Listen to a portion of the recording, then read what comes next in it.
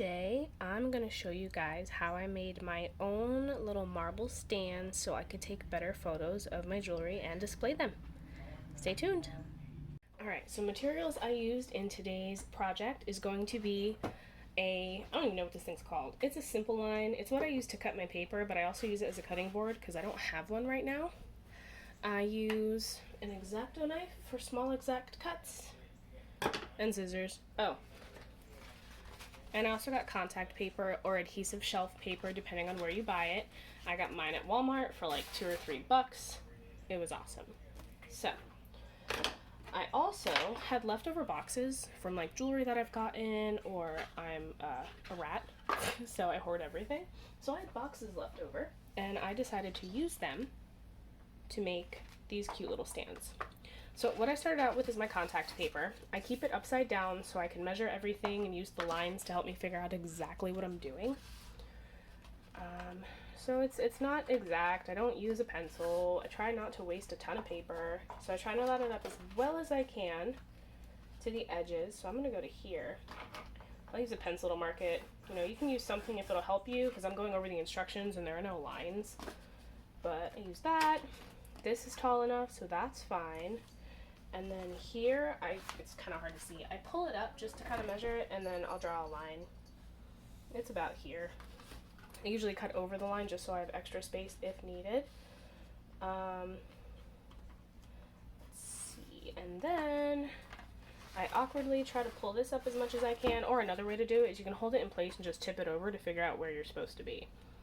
Whatever you want to do, and I'll mark this line as where I need to cut.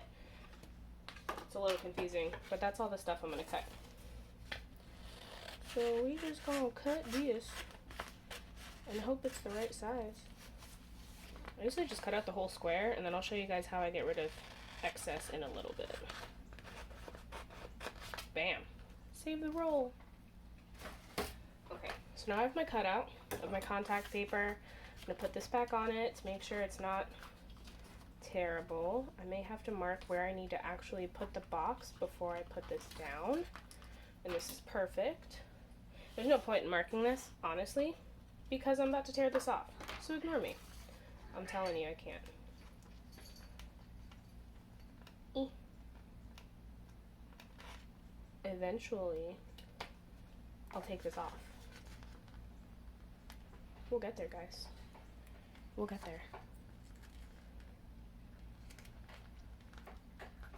I got it. Yum. Bam. There you go. Alright. So here's my contact paper. I have extras on all sides, so even if I don't put this perfect, I'll be okay. And I set it right there, and I push down, and I make sure I smooth out inside the box. Okay. I always lift one side first, and then I lift the other side. And this might just be me. I do things weird. But then I cut the corners. I cut from this corner to this one. I do the same on all sides. As close to this little inner corner as I can get. If it's easier for you to use your X-Acto knife, you're more than welcome to do so.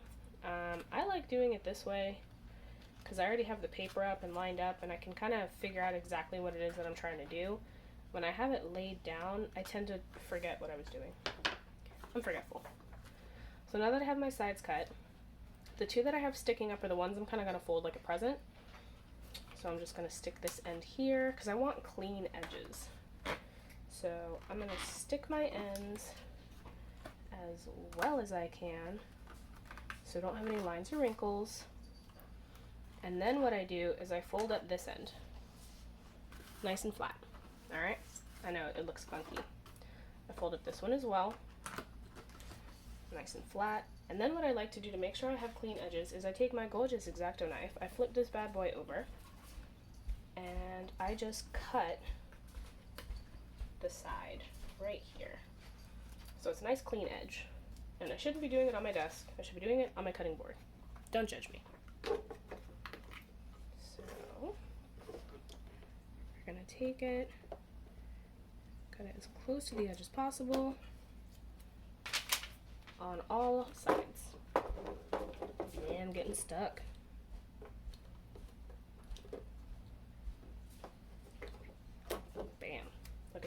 looking good.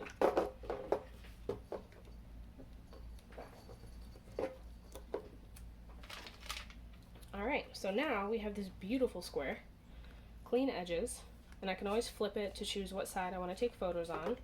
Now I choose to take my scissors and cut the corners on the inside after the whole thing is done, so I can actually fold this in, even though this is the bottom of the box, so I don't have any issues, it's not unlevel, anything like that. So I take it, maybe not, who knows, and I fold it in and stick it to the top like that. And this is a pattern, like if you get a box that has really pretty like wrapping on it, sometimes when you look on the inside you can see that it's a regular old corrugated box and they have like paper on the outside to make it look pretty. This is the same process. Super simple, super easy, inexpensive. Even if you want to get the little gift boxes from Dollar Tree, these are all, it's like, oh, see, this is what I was talking about. If you get a box that's really pretty on the inside, you'll see it's a regular corrugated box, and then you can see the wrap that they have. It's about the same thing that we're doing here. And pretty much what this is actually a whole box that I just decided to wrap because I could, and it actually gives me two stands that are two different levels. So I thought that was pretty cool. And that's it. You're done. Now you have gorgeous, beautiful ways that you can, you know, display your jewelry or take photos when you're in a pinch because you don't want to go and buy a bunch of stuff. Look, I run a small business. Ain't nobody got money to be out here just buying things. You know, you just, whatever, get cute with it, get fancy, whatever you want to do, whatever you need to do, but bam, and you're done. Hope you guys liked today's video. If you have any questions, leave them down in the comments below, and I will see you guys next time.